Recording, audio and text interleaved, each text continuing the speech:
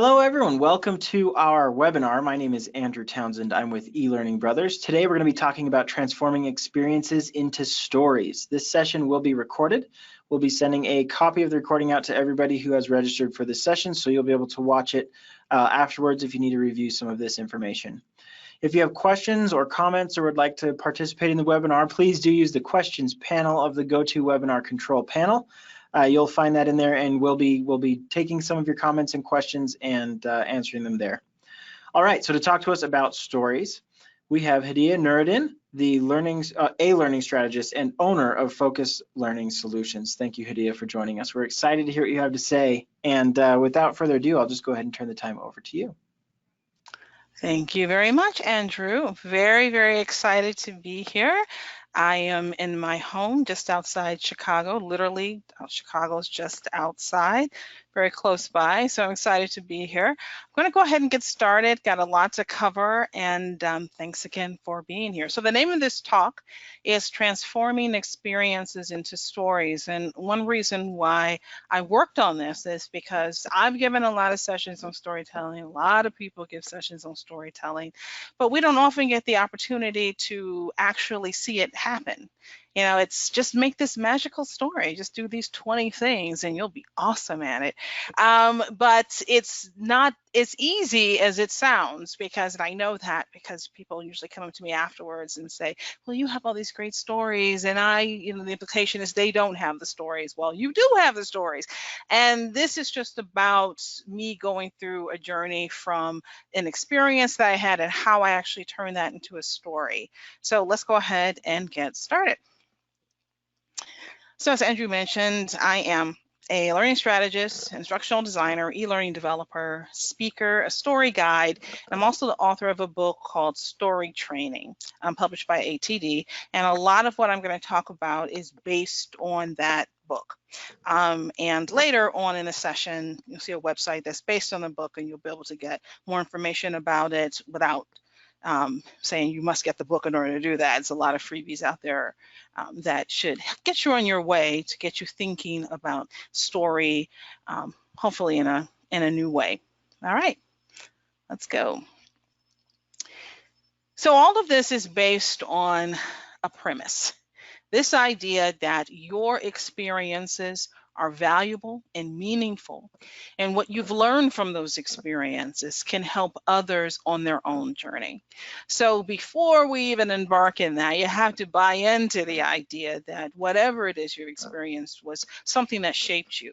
You may not have gone to the desert for a month and lived off the fat of the land. You may not have scaled great mountains. You may not have been the CEO of a super company, but everything that you've experienced shaped who you are, which is, I bet, a pretty incredible person and a worthwhile professional. And there's many, many people who you don't even know who would love to be able to have the experiences you have and see a lot of value in that. So this is all based on that premise. So in this image here, that's a version of me where when I used to train, I would just look at my cards and I wouldn't pay any attention to anyone in the room. It was all about that content. So how I evolved into a different type of speaker that was more focused on the learning experience. So my goal for today, in just a short amount of time that we have, is to provide a strategy for shaping experiences into stories that actually could be helpful for others. Now, I have a question for you, and it's, it's sort of a poll. Every sort of comment or option in the poll has its own story in itself, but I want to hear from you about what is your experience with storytelling. So the poll's going to open in just a second there, and I'd like to see what your thoughts are. So the poll's there on your screen. You guys can click right on the screen to vote. And again, you're looking just for the one that's most accurate to you. Do you think that everybody just loves your stories? Are you just good at it? You tell stories, but you don't think much about how they land. You have trouble picking the right story. Maybe you just don't tell stories because you don't think anybody cares about your stories. It looks like a good chunk of you have already voted. We'll give you guys a couple more moments to participate here. 3 seconds. 3. And we're closing it. And here's those results. So Hadiya, 38% of our audience thinks they're pretty good at telling stories.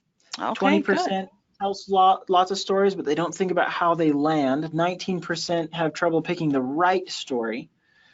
There's quite a few people, 12% that don't think anybody cares about their stories, and then 11% that think they are hilarious. Everybody loves their stories.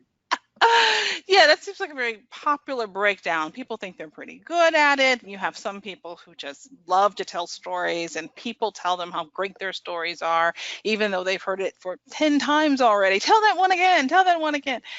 So yeah, there are some people who are really good at that, and there are others of us who struggle with it a little bit. That one particular one about struggling to find the right story is something that that this sort of technique focuses on a lot.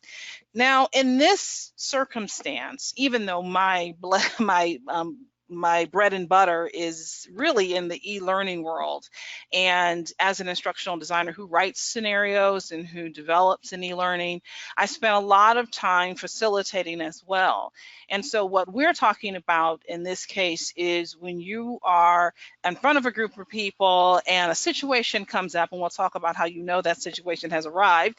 A situation comes up where you believe that a story is the best way to explain your point. Now, I said if you're in a group of people, but it could also be when you're in a meeting. It could also be when you are working one-on-one with someone else. For those of us who have to get information out of SMEs and we want them to tell us a story, oftentimes I think that we're overestimating their ability to understand what we're saying when we say tell us a story. So I think that's one very important point. And we're going to talk about a method that you can use at the end that can really focus and help them tell the story that they need to tell. So yeah, so hopefully we will address all of your issues, but if you're hilarious, I would love to hear one of your stories one day. But I do find that I fall in that category where I think I'm hilarious. I'm not sure whether or not I'm as hilarious as I think I am, but we'll talk about what could be happening there as well. So let's get started. So I teach a lot of courses, and primarily I teach for ATD, the Association for Talent Development, for those of you who aren't familiar with them. And so I travel around and I teach their curriculum in a variety of things: e-learning, instructional design, storyline. I am a freelancer and independent, but I don't teach for my clients as much. But when I do teach, I'm often in a situation where I have someone who I call the slow pack up. And the slow pack up is usually someone at the end who's very slowly putting things away. Everyone else is leaving quickly, but this one person is slowly packing things away. And I know that that person wants to either ask me something or tell me something, but they don't want anyone else around. So here's a situation that happened to me once. Obviously not with her. She is from e-learning brothers, clip art, but she has the same energy as the person in this situation. But let's just call her Amanda. So one day, Amanda did the slow pack up, and she came up to me and said, "Hey, I am in this situation. I'm a new training manager, and I'm finding that my staff isn't listening to me. I used to be among them. I was a trainer. I was their peer. And then I got promoted above them. And I think our friendships are getting in the way. They're not listening to me. And it slowly sort of devolved into this. They're just not listening. What do I do?" So, I would tell Amanda about when we talked about leading a training organization. Remember those 5 points of leadership we talked about? And she's still staring. I said, "Well, what about that whole segment we talked about establishing authority?" No, still staring. When I am explaining facts and they have not moved away from my presence yet, if they haven't said, "That's great," that tells me that they're not looking for me to regurgitate facts to them. They're not looking for me to go through what we talked about in Module 5. What they're actually asking me is something different. They're asking me, "Do you understand how I feel? Do you understand what's going on? I know about the 5 points. I know you told me I should do these things, but I'm still in this situation and I don't know how I'm going to survive this, right? Maybe that's a little dramatic, but ultimately, we're not talking about some sort of intellectual exercise of let's go look at this. What we're talking more about is feelings and how she feels in that situation, right? So I know that when I want people to think, I give them facts. But when I want them to feel, I'll tell them a story. So that's how I know when a story is probably a better approach than just spewing out facts, because a lot of times people won't just say, tell me a story about, they will, the facts that they give you, they'll be resistant to it. They'll, try to come up with excuses and ways around it. Then you realize that, that's not really where we're at now. We're in the heart now. We're talking about something that they're going through. So, path to a story. So now that I know that Amanda really isn't asking me about facts, she's asking me about feelings. I know I need to tell a story, but how do I get there? So here is a very, very simplified strategy for path to story. 1, clarify the lesson. 2, look for the lesson. And 3, support the lesson. So we're going to go through each one of those. Let's start with clarify the lesson. I know some of you have been in a situation before where you've presented a problem to someone and they start talking about a story immediately that literally has nothing to do with what you just explained. And it's infuriating because they're just like, let me get to it. And you're like, that's not at all what I was talking about, right? But they assumed automatically that because they had experienced something similar or they've heard this before, that you feel the same way. And so they will approach it that way, that your experiences are so similar in that way. I say don't do that. I say first, actually, don't even start with a story. Start with first clarifying what the lesson is, because you need to find a story that supports the lesson. It's not the other way around. So start with clarifying what that lesson is. For example, what happened to Amanda has happened to me several times. When I was younger, in my 20s, early 30s, I would get promoted above my friends, and I would be unhappy. I didn't know how to fix those relationships. And my response, usually back then in the 90s, was this: bye, I'm gonna leave, I'm gonna go somewhere else now. I'm not gonna be here. You guys figure that out. So not only was that basically a trash lesson for me, it's not a good lesson for Amanda either. So even though I have experienced her exact same situation, what I got from it as a lesson isn't good for her. So imagine me telling her that, oh, if it was me, I would just leave. She would look at me like I was crazy. Like, that's not at all what I'm trying to do. So don't try and story match. There is no need to try to go back and find stories that exactly match the situation. They don't need to match the situation. And I find this happens a lot when you have younger professionals who feel like, I don't have experiences. What stories can I tell someone who's been doing this for X amount of years? Well, it's not about you matching the exact situation that they're in. It's about the feeling, it's about the growth, it's about the change that occurred. And that could have happened in a variety of different circumstances. So when you are trying to find out what the lesson is, don't try to story match. All you have to do is ask, right? So instead of asking her, do you know what's in module 5? We talked about that. Instead, I'll ask, how does that make you feel? It's very, very important that you have them take you to the emotion and that you don't make assumptions about how they feel. So just ask them, and they'll get you closer to what they're really talking about, and you'll find out that it's not about the content of the course oftentimes. And then once you get that information, you want to make sure that you listen and respond with empathy. When I was an undergrad, some of you may have had this experience too, I signed up to be a crisis counselor. an experience that I could do a one-woman show on with some of the things that I experienced during that. But one thing that they taught us was this idea of listening with empathy, was actually saying when someone gave you an emotion, you say, that must have hurt you. That must have made you feel sad. That must have, and what you're trying to do is not, again, you're not trying to be a therapist. You're not trying to psychoanalyze this person. You're just trying to make sure that what story you excavate from your memory is a useful story and really gets to the heart of what's going on with this person. So 3 things: ask them, have them take you to the emotion. Don't make assumptions about how angry they feel or how sad they feel, and then listen and respond to them with empathy. So when I asked Amanda that, I said, how does that make you feel? She said, I feel disrespected. And just on a whim, I said to her, and you deserve respect, right? And she paused for a moment. And she said, yeah, sure. Yeah, of course. That pause told me everything I needed to know.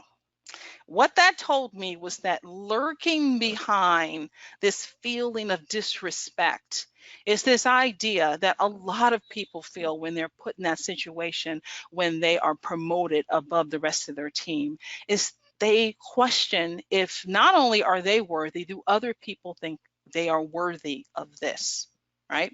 So now I'm a little bit closer to what I'm trying to get to.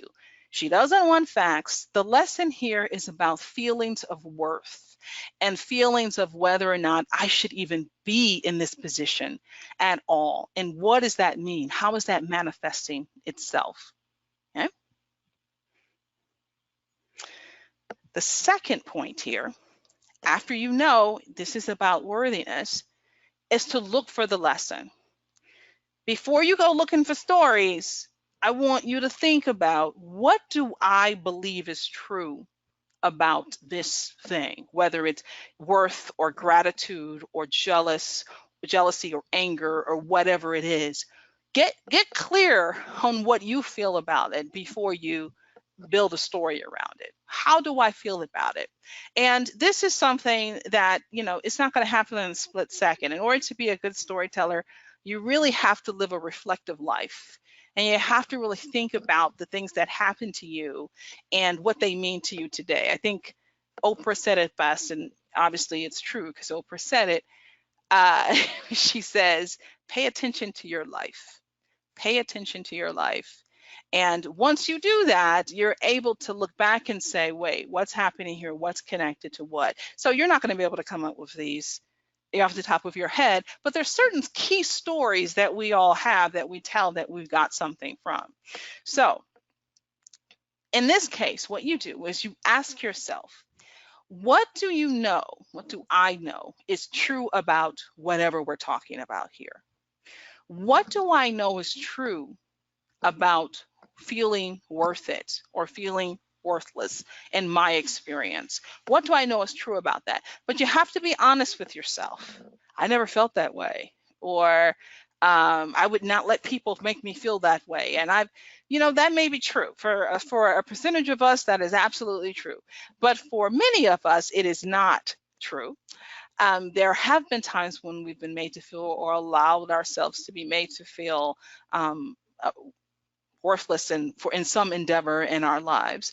So being honest with yourself and be ready to reveal that vulnerability is definitely key.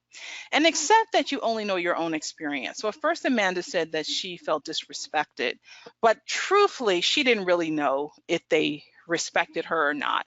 All she knows is her own experience. So I say this to say that what you don't want to do is find a story that is removed from all agency, and you're just like, all these things happen to me and it's not fair, and this is what it's stories that you did something to change. You took control of the situation. So these are stories that have some sort of agency around them. So I want to ask you, I want you to do a little soul searching here, and I want to know, what do you know is true about feeling unworthy? It could be, how does it manifest itself? If you've ever felt that way, how does that change your behavior or how you view the world? So I'll give you a minute. to answer You that can in the type chat. right into the questions panel, and we'll get these shared. What do you know is true about feeling unworthy? All right, here's a couple comments that are coming in. You look for evidence to support however you're feeling. Mm-hmm. You Right. hesitate in making decisions. Imposter syndrome is real, says another person. Not giving more than you can. You're disengaged. You start to overanalyze and question things that you know the answer to. You have a lack of confidence and then reticence to participate or speak up. It makes me feel like I can't do anything right, even the stuff I'm obviously good at. That's absolutely right. Yeah. So that having that sort of insight about yourself, even if you ideally you've come up with ways through the years to mitigate that risk so that it doesn't cause you big problems in your life or whatever you're going through. But yeah, knowing that you have that tendency that you can go in that direction is key. I have a similar feeling when it comes to feeling worth, and this is a sort of a picture of a missile coming in. If I feel unworthy, then everything is an attack. I feel vulnerable, and I feel like people are out to get me. And that's just true. That's how I feel. So I know when I answer that question, I know in my head when I'm looking at Amanda, I have this sense that she's feeling unworthy of the position that she's been given. And I know for myself, when I don't feel worthy, I often interpret the words and actions of others as attacks. I believe people are trying to expose me as the fraud I believe I am, and I need to protect myself.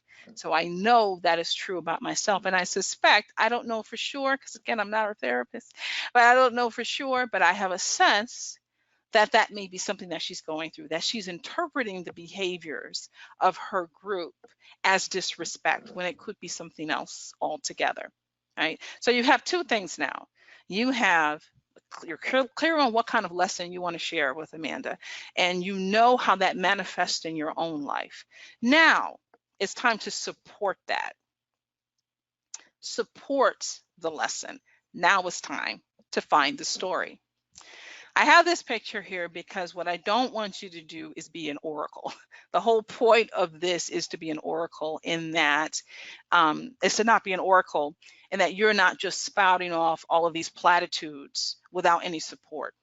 You should do this and this happened, you should do that, and you should, why don't you, when you have no evidence in your own life or you're not willing to offer any evidence in your own life that this is something that is possible for you to do, something that's plausible for you to do. So this support is when you go find a story that answers the question, this is don't be an oracle, how do I know this is true? How do I know it's true? I just read to you this whole paragraph of how I felt about how I behaved when I felt under attack.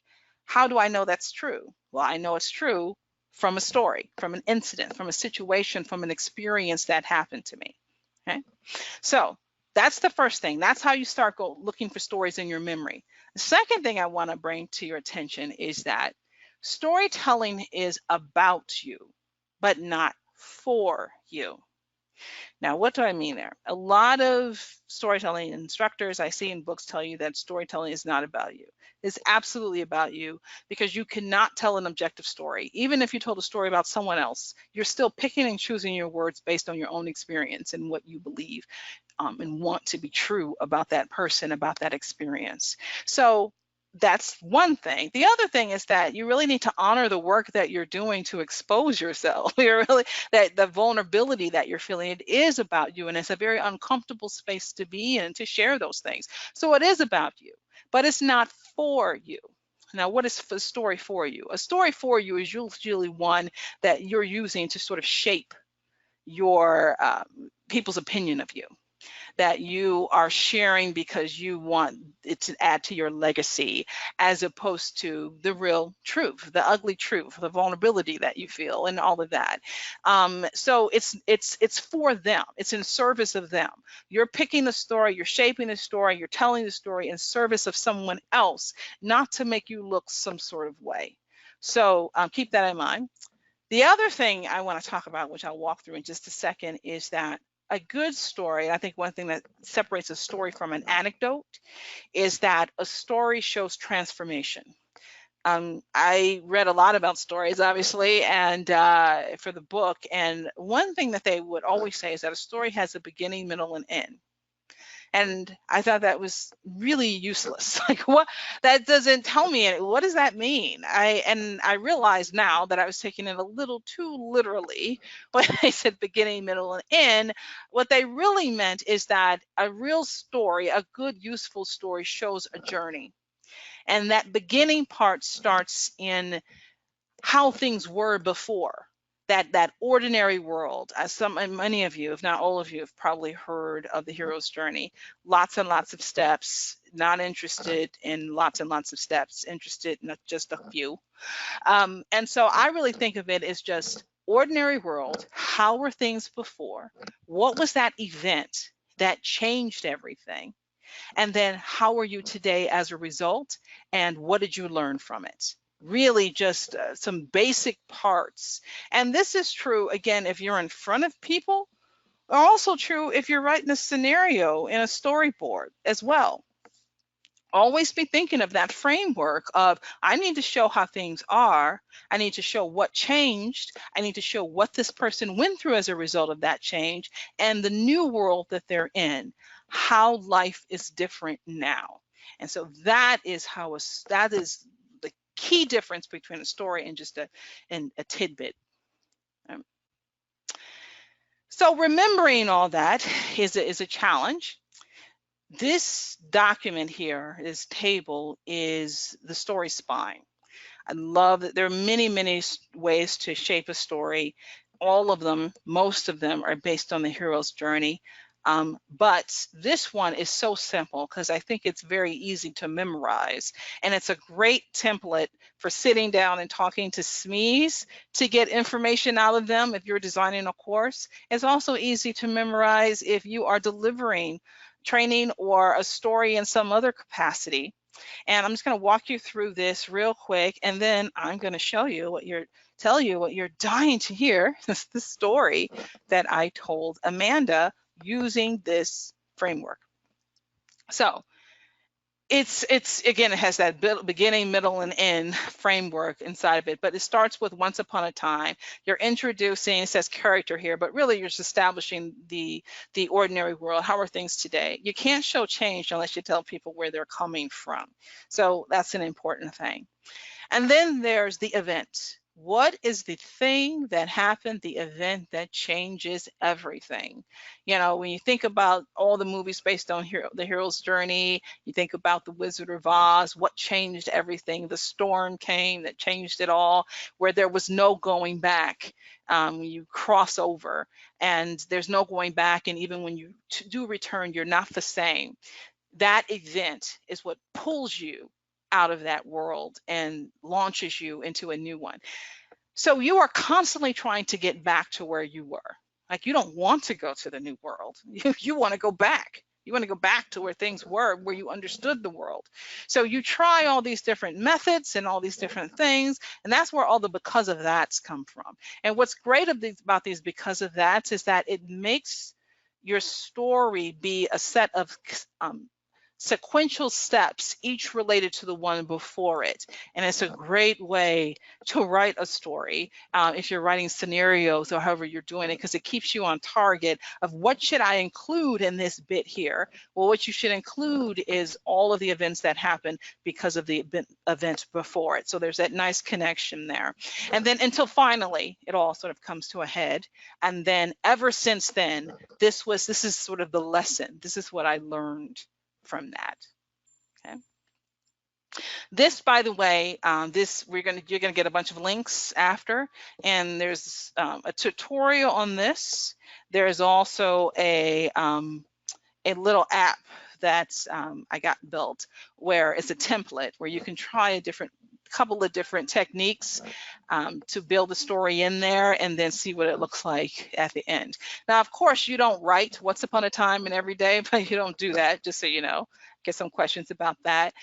It's just the essence of what that content would be. So what did I tell Amanda in this situation?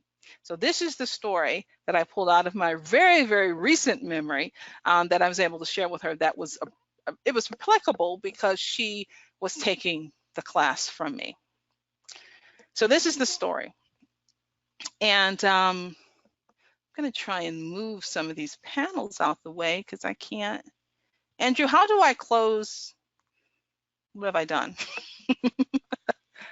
How do I close? There we go. I want to see my full screen, but this panel is here. Is there any way to get rid Oh, of sure. it? Yeah, just a little orange arrow. Okay, all right. Because I want to see this. Oh, I keep doing that. Okay, there we go. Now I can go back to here. All right, perfect. Okay, so this is the story. So I mentioned earlier that I teach for ATD. So when I first began teaching for ATD, I thought it would be easy because I knew the topic and I knew the people to expect, right? These were my people. I knew these people. Every class, I would tell stories about my experiences, often deviating from the content. I wanted to be entertaining and real because that's what I thought they wanted. Until one day, here is the inciting incident that changed everything. I got the evaluations and they hated me. Of course, you should take that with a grain of salt because you know how we do. And if you have ever been a facilitator, 20 people say you're the most perfect person that ever walked the planet. And then 2 of them say you're a horrible human being. And all you remember is those 2 people who said you were horrible. But they pretty much, I think it was pretty much a consensus that they hated me. So I got the evaluations and they hated me. And I learned I came across as obnoxious, self-consumed, and a braggart who, and this is the unkindest cut of all, thought that she was funny. Okay? So because of that, after seeing that, I became really, really self-conscious. So that because of that, as a direct result of that inciting incident, I became self-conscious. I was consumed with what people thought of me. I thought I wasn't worthy to be teaching these people. So then I tried all these different personalities. I told fewer jokes. I tried only sticking to the content. No stories, more stories. I was driving myself crazy. I felt like a fraud. And because of all of these machinations that I tried to pull off, my scores continued to drop or didn't change at all. And then here's the climax. For my own sanity, I stopped focusing on myself. I said, stop focusing on you and just focus on the learner's experience. You know, that thing that we talk about every day. Just focus on the learner's experience. And I remembered that this was their experience, not mine. This is about them, not me. And ever since then, my scores are way higher. And there's no more comments about being awful. I decided to stop being the entertainer I thought they wanted and become the instructor that they deserved. And their progress made me feel worthy. All right. So you can see how just a very simple story broken down in this story spine can show the growth. It starts in that ordinary world of I was teaching, I thought, I could do this. This is fine. It's easy. And then how I got a wake-up call that it wasn't so easy and that my perception of what I thought they wanted was completely way off.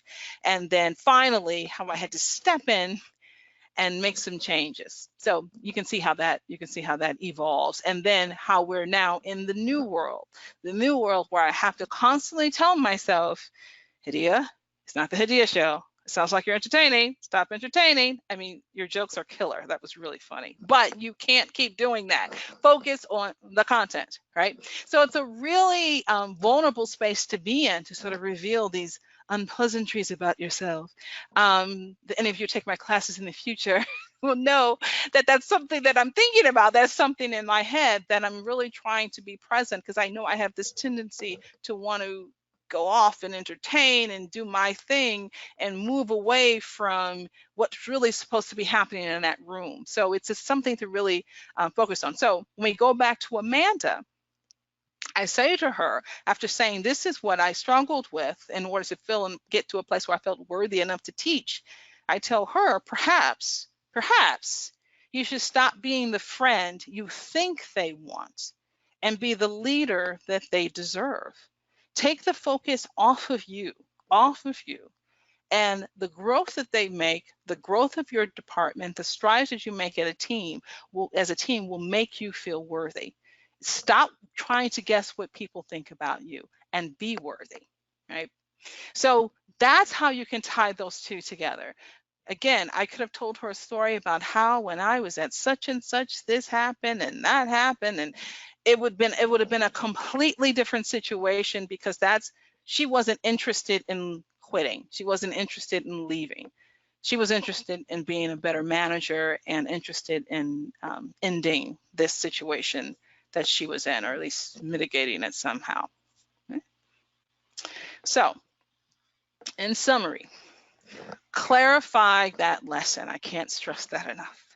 Don't assume that what they are asking you or the situation that you're being presented with is actually what they're saying, because it could be something completely different. And don't just guess how they should be feeling and what they should be doing. Get that information from them.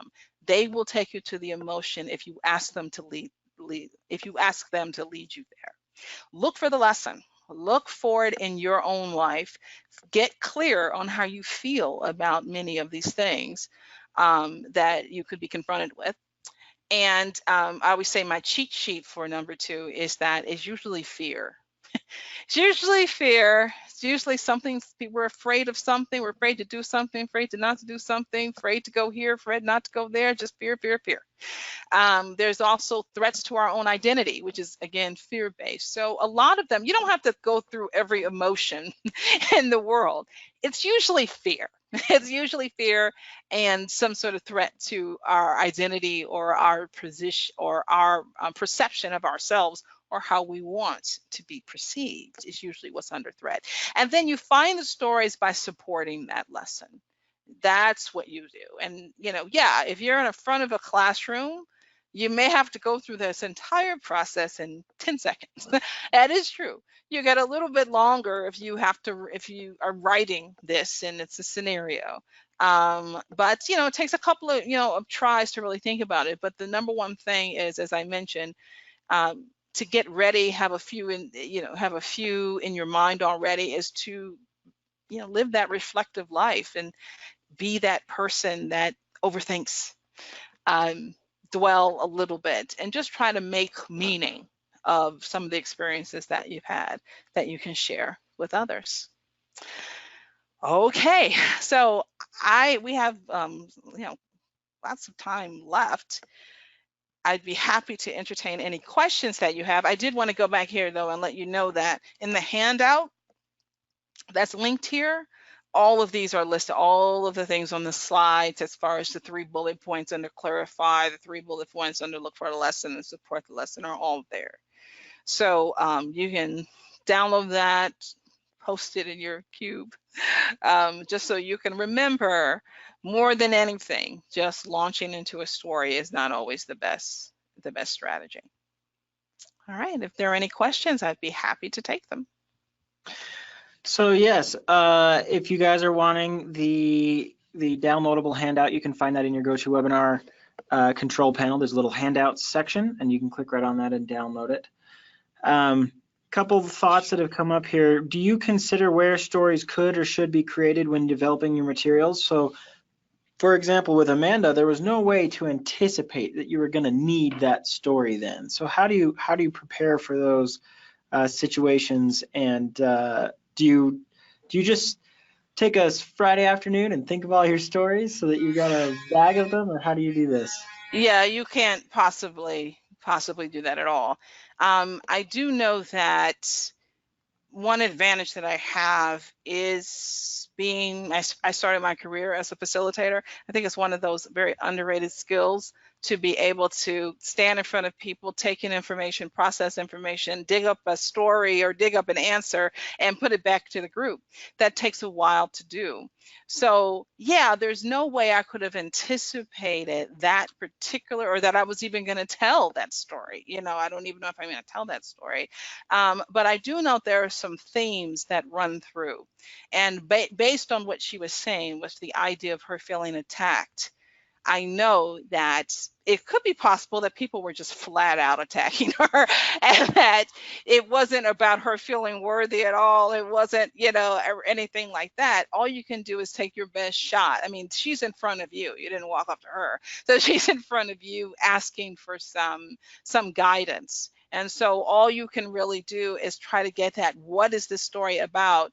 And be able to look back and reflect on your own life as much as you can, and think about that. Like that, what I told you about HDD, I wasn't a story until I just sort of wrote it down. That wasn't something I go around telling people. It was just something that I knew that I struggled with. It did have to do with me feeling worthy. Let me tell it in a way, in some sort of framework that would help. So yeah, I do think that having a cache of stories is good. But it depends, honestly depends on your role and your position and how often you need to use them, honestly. That's great. Another question here is how would you apply these to those of us that are instructional designers or e-learning developers? All day, every day. I feel the main place that I apply this is working with subject matter experts. Trying to get stories out of them, which is what I'm trying to do all the time, and trying to get a sense of, tell me a story about this customer service problem that you're having. They will, give you a lot of complaints and give you a lot of, so I say, tell me a story about it, and I'm going to walk you through it. And literally, I take this template. Or is it out here? I literally have a bunch of templates that look just like this. And when they start, well, we want to get people to a point, I go, no, no, no. Tell me about where you are now. Tell me about where you are now. And I'm not doing this just to be nosy. I'm doing it this is going to be my scenario. And I've literally had maybe 10 of these written, and they became my scenarios. Obviously with some tailoring or some of that, but that's when I use it. I use it for that. I've used it to facilitate not just one-on-one, but with SME meetings, because again, I need this for my storyboard. I need this story, and there's no sense in me trying to guess at it when I can use this template to get it from them. So this is two-pronged. When I am a facilitator, I usually use it to tell stories, and when I am in instructional design, I usually use it to get stories. So here on your template, you've got once upon a time, every day, but one day, and then 3 because of that's. How do you limit your because of that's? Because some of us get stuck in a loop of because of that, and then because of that, and then because of that, and then. Well, I think what's important about this because of that, and there's no limit to how many you can have or how few. It could be one. But the beauty of because of that is that each because of that is connected to the one before it. It's not just a list of stuff, right? So when they tell you, just for example, as an instructional designer, if they say, well, I had a situation where an employee went off on a customer, and you say that was the inciting incident, that was the thing. So because of that, what happened? Well, because of that, the employee got mad and got into it with the customer service rep, and they were screaming back and forth for each other. And I just said, look, I'm like, stop. What happened as a result of that argument? What happened? Oh, they came to get me. Okay, they came to get. So it's sort of like, don't just throw a bunch of events together. I need to know how they're related to one another. And the reason why I'm doing this again is because I'm trying to show a journey here. I'm trying to show growth. And that's how I connect them together. Yeah, you could have 50, and trust me, you won't. You won't. You'll stop. You'll know when to stop the because of that. And usually because of that connection, that limits you anyway to how far you can go. Excellent. Before we grab another question, I think you've got one more slide for me, Hadiya, if you wouldn't mind putting that up there. I certainly do. I do. Look at that. So yes, we've got, for those of you that are still wondering, there's handouts. You can grab that in the GoToWebinar control panel there where you can comment and answer your questions. There's also a section called handouts. If you click on that, you'll see the Transforming Experiences into Stories handout. You can grab that. Please also do visit storytrainingonline.com to learn more about Hadiya's offerings and what she can do. And I do want to point out that eLearning Brothers can help provide you tools that will help you tell your stories with our templates and assets. You can grab a free 7-day trial where you can download 10 assets within those 7 days. You can learn more about that at elearningbrothers.com. We also offer off-the-shelf courseware if you're looking for that, full courses for HR compliance. We've got safety, we've got all kinds of different things. So yeah, visit elearningbrothers.com and storytrainingonline.com for more information. Okay, it looks like there's a lot of people not finding that handout section. What we're going to do is before the end of the day, I'll send out a copy of this recording, and I'll also include links to several different things like the Story Training website, a Story Spine tutorial, the Story Spine generator, and other things that Hadiya offers. And I'll include that handout if you're not able to find it inside of your GoToWebinar control panel. It should be around the questions panel section. If you found the questions panel, you should be able to find the handouts section. Okay, so the last question, I think I may have lost it. Give me just a second. Okay, so you had mentioned that you should be able to tell when you have too many if-thens. And it seems like you may, as a story you discussed just now, there was a problem here, and then this person went and talked to this person, but the story I'm trying to tell is that this person also then came and talked to this person. How do you know which part of the branches to talk about and not to talk about and what to focus on? Because it might feel important to me, but it makes the story just huge and incomprehensible. Yeah, so I think one thing I should stress is when to use this. So this piece is just that beginning. I just need a story from you. You're not going to be able to create a whole branch, because I know what you're talking about. I live this, a whole branch scenario, yes. What I struggle with is just trying to get that preliminary story. And so I know now that I need to tell a story about a customer service interaction. And then after I begin to shape it, then that's when you work with your SME to flesh it out. What are the possibilities? What could have happened instead? What are we trying to teach them from this? But sometimes I go on not even knowing that that is a story worth telling. Are these customers interactions? Does this happen? Is this a story? That's what this process is for. It's just sitting, you're trying to get those stories. And those of you who've lived it, I know you hear me and that you struggle with this as well, of just trying to get them to tell you what's the most important thing, and without them just dishing, giving you all these facts and can't really. A lot of times our audiences are very literal people, and so to try to get them to tell you a story based on something that's made up or what have you, or give you an example, is a struggle. And this is the tool for that, just to find the story, shaping it, that's instructional design. But this first part, this has helped me tremendously, because I couldn't even get those stories at first. Yeah, squeezing them out of a SME is really difficult. Yeah, that's the hardest part. It's the conversation piece. It's that connection. And oftentimes too, I say that I use it to get stories, but I do tell stories because I do, when I'm in those one-on-one or group interactions, because I am teaching them what I want to hear back, right? So I find that sometimes they may not want to give you information, but they're happy to correct you. So if you start telling a story, like I worked at, if it's customer service, for example, I worked at Kinko's for a long time. And so if it's a school supply store or some office supply store, I'm more than happy to shape a story based out of my experience, and they'll be glad to say, well, it doesn't happen that way. I'm like, good, tell me how it happens.